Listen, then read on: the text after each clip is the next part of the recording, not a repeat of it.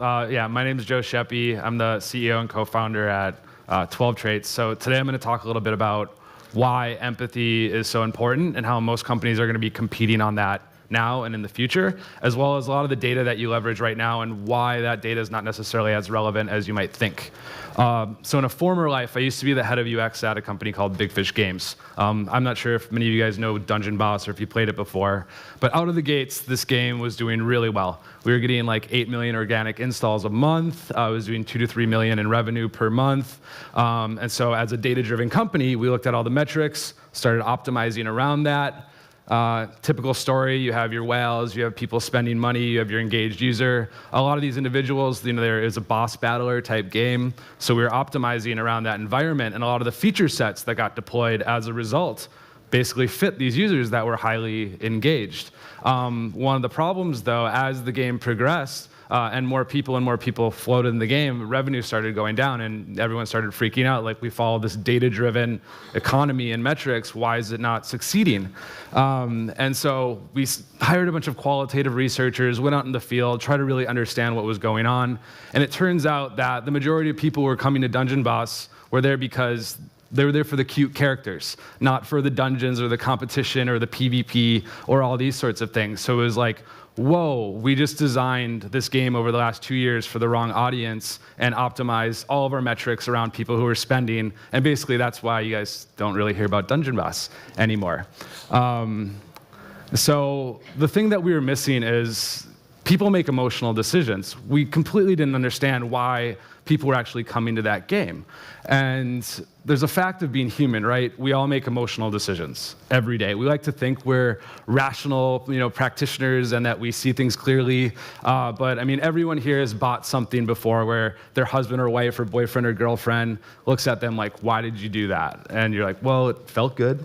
And then if you look at, from a data perspective, when you're actually taking in data and someone's like, this is good stuff, you have to think of, these are just a short list of biases that we all have as human beings. We have to think of your internal biases as well. So we actually know research that shows that people who, as they, from a scientific perspective, when people are having more scientific knowledge and more data, they're actually less likely to see things clearly and more likely to skew towards their in-group or the population that they're most friends with. So we don't always treat data naturally. And do you guys remember this blue and black, white and gold? How many people see the dress as being blue and black?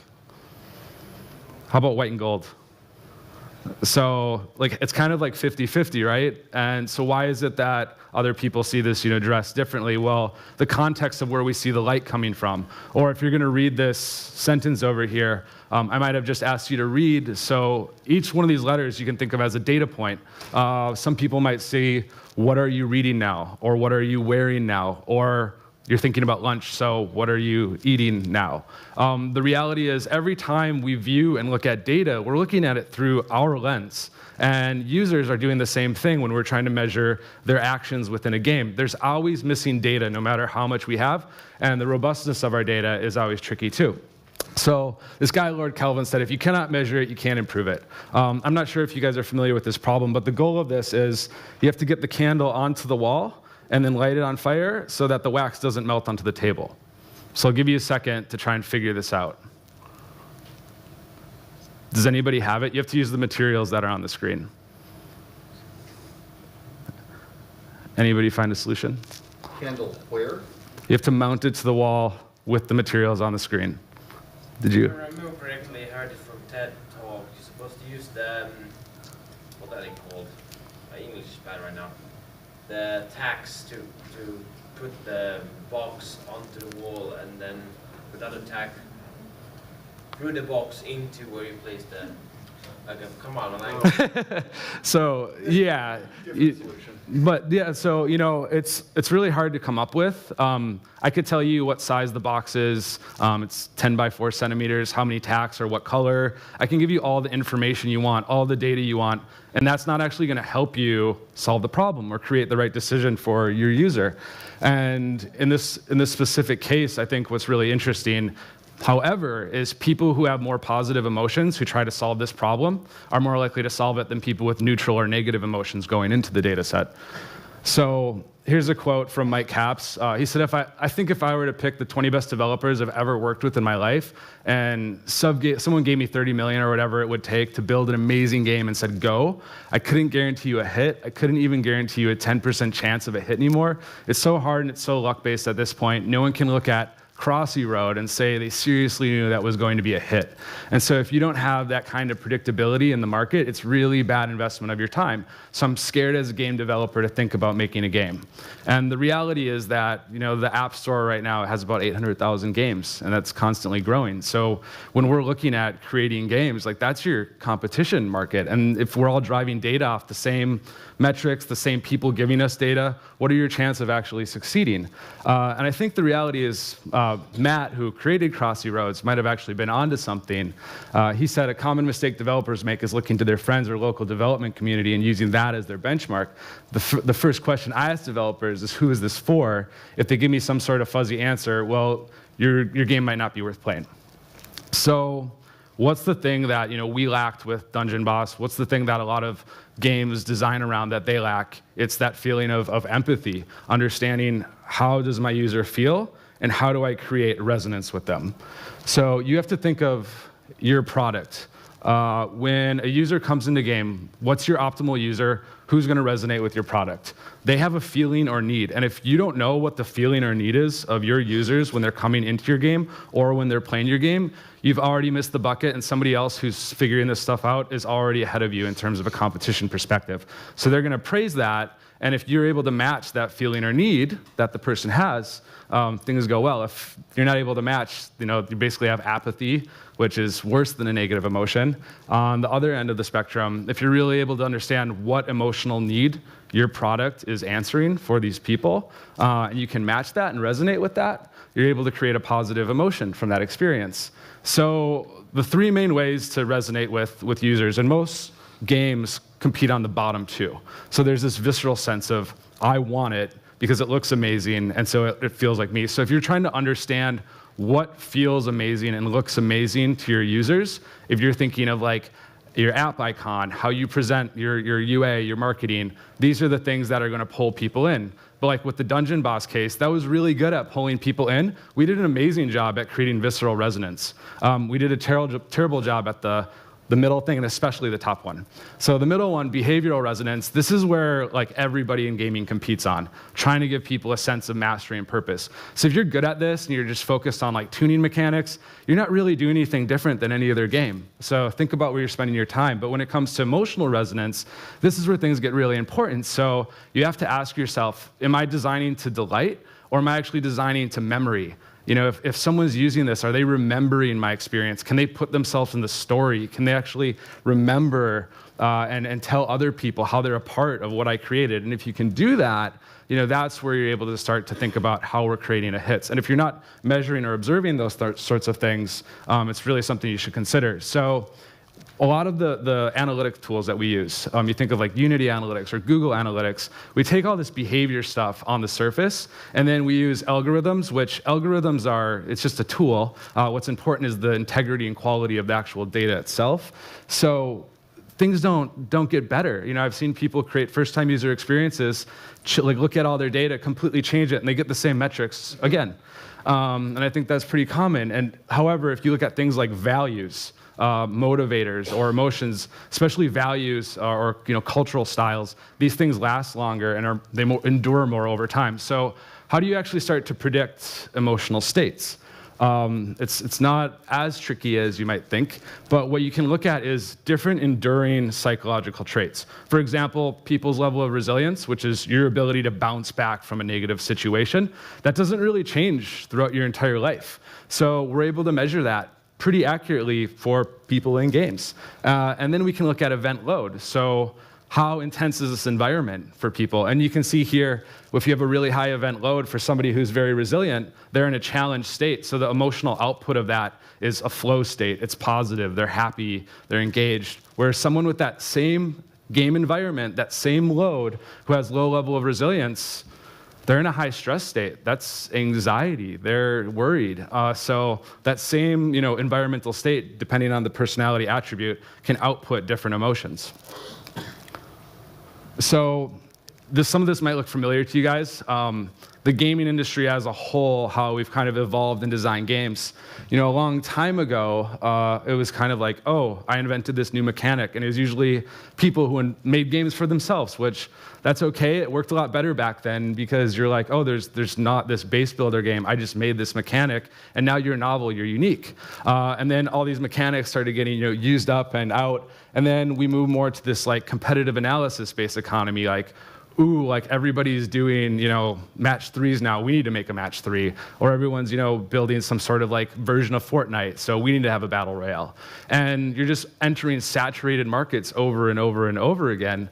And then, these other two, I think, are variations of, if you look at like larger companies like King, for example, and look at their user research spend, like it's in the millions. It's a lot, but they have the resources to do that. But they're saying, okay, who's our customer, who's coming to Candy Crush, and then let's really figure out how we can create different nurture tracks, different segment-based situations within the game that resonate with these people on different levels. There's a lot of rules. It's kind of like building on a house of cards, and it's complex.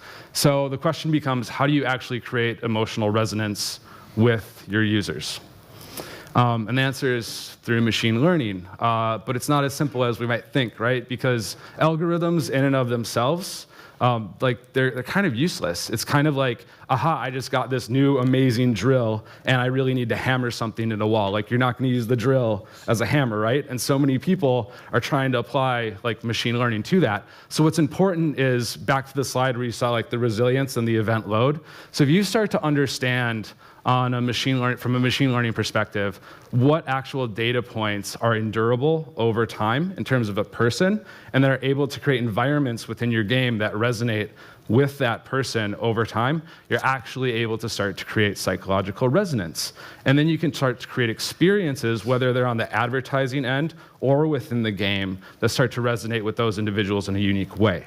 So if you're going through this sort of like machine learning hierarchy, 5 and 6 are really important exercises to go through just to validate your data and to understand how good it is or not good it is. So in these sort of concepts, we're spitting out hypotheses that are human-based. So a lot of companies are like, yeah, we do audience segmentation, and then we have like this great algorithm that segments. And my biggest question is always, well, check your reliability. If you check that same segment in 8 months from now, how many of those players are still in that segment? I bet you that the reliability is pretty bad because you're measuring behavior, measuring like what they did, not necessarily who they are and how they last over a period of time. So the nice thing about once you kind of get to a point where you're like, aha, we found some things that are more enduring within specific groups of people. Like if you're thinking in the dungeon boss use case, you had people who were collecting characters, which collection-based behavior is basically seeking emotional security. And then you had competition-based people, which they're looking at the chance of a positive psychological state at the cost of a negative one. Really different emotional needs that those two people are having. So then if you think of your game and you're using a machine learning model, you can start to create signals within game to realize, okay, this is a more competition-based player because they're seeking a positive psychological state. What are the things in that game? For example, you can measure the time it takes for somebody to click something, the propensity and intention to do something related to that, and then the algorithm can start to understand, aha, like this is this type of person. And then from a design perspective, which is really cool, so how we operate is more on an adaptive learning level, where we use deep learning and machine learning to start to aggregate this data. And then we have experts, like people who are clinical psychologists, go and give the thumbs up or thumbs down based on, is this really somebody who's seeking a positive psychological state, or is this someone who's seeking emotional security? And then you can start to understand these broader trends and get to a place where the game is actually able to empathetically resonate with your user. So at the end of the day, I think what's important to realize is no matter how somebody's coming into your experience or coming into your ad, think about where they're coming from. So if they have anxiety, if they're seeking emotional security and they want to collect characters, coming to them and being like, yeah, this is the best thing ever, we're amazing, they're going to look at you like, oh my gosh, this is too much. And they're not going to want to like interact with that. But if they come to you and you come to them in a way that's like, aha, I understand you, everything's going to be okay, and you resonate with them, the output at the end of the day is people just want to feel understood and feel heard. And if you're able to do that better than your competitors or anyone else out there, you're going to be able to create games that are far more superior, and you're going to be able to own your audiences and have them be existing within your system for a lot longer. Wow. Wow. Joe, that's a lot to digest. I have no idea where to even start measuring for some of these indicators. I have no idea how to tell the difference between what is 0.2 of a second before a click and 1/10 second before a click mean. How do you figure that out? Yeah, so there's actually quite a bit of research out of Harvard on propensity to buy. So all this data is out there and available, especially in like the marketing research world. So that can be taken and leveraged, and that on the algorithmic side is a lot easier to calculate. So there's specific numbers that you can see based on if someone actually has an intent to do something versus if they're like, they click, but they didn't actually want to do it, or is a misclick, and then you can detect usability issues and things like that. I mean, you worked for Big Fish. I mean, how many people here write code, actually write games? Okay, do you guys, seriously, you're busy trying to figure out how to fit in the next feature. How do we, and I'm not going to go and research Harvard stuff. I mean, I may be teeing you up on this, but how am I supposed to leverage this? Yeah, it's hard. Well, you can talk to me, or more realistically, if you're going back to, I'm going to flip back a couple slides. So, like a lot of game companies would like to be here. Getting really good user research, which it's time consuming, it costs a lot of money, but understand what is the emotional state that different users are going into your game, and segment that based on what types of users you see, and then try to start connecting the dots. So depending on if you have a data science team or not, or a research team, leverage them and then focus more on endurable traits rather than, if you think of emotions, they're pretty much on the surface. Like, we have lots of different emotions throughout the day. So if they feel like, oh, I come to your game because it's relaxing, it relieves stress, or I come to your game because it's exciting, try to dig into where that came from and then start to design around that. Do we have any questions for Joe? Question here?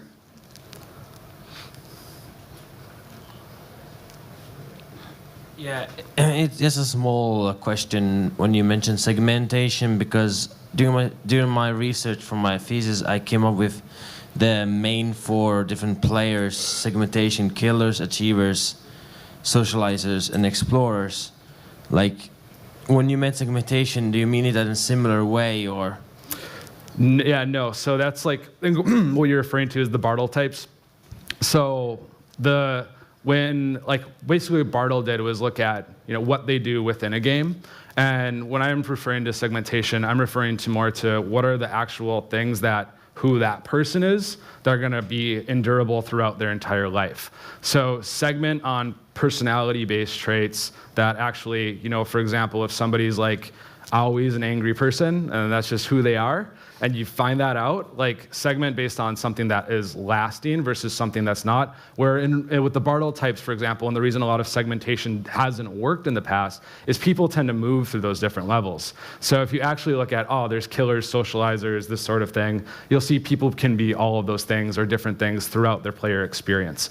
So focus in, even on the behavioral perspective, if you just throw all the psych stuff aside, look at the things that are endurable, that you can track 1 month, retest it in 5 months, and if you start to get similar points of data where you're like, aha, this user definitely held up behaviorally on this level, now you can think about how to create resonance with that person. So you're talking about, I might explore a lot because I'm getting external praise, or I might go out and kill a lot of bad guys because I'm getting external praise. So wherever I'm getting external praise from the game, I might gravitate to that player type because it's giving me my emotional fulfillment. Yeah, so there's a lot of like, people could be a killer for so many different reasons. So when you have your users and you ask them, well, why are you this type of sniper or this type of user, or what does it give you? And then ask a lot of different questions around that, and then start to get at why they're actually there. And likely they don't know themselves. Well, you could A/B test that, right? So Ostensibly. once you get, so that's the cool thing. Once you get that data, then you can start to create solutions and A/B test around that. So a lot of people just go into A/B testing right away, and it's like, that's called the local maximum problem. So you go carrot, stick, they really just wanted chocolate. But like YouTube just decided that the carrot and stick were what you're gonna A/B test. So what we wanna find out is what are all the things that are there, and then create scientifically based hypotheses, and then A/B test.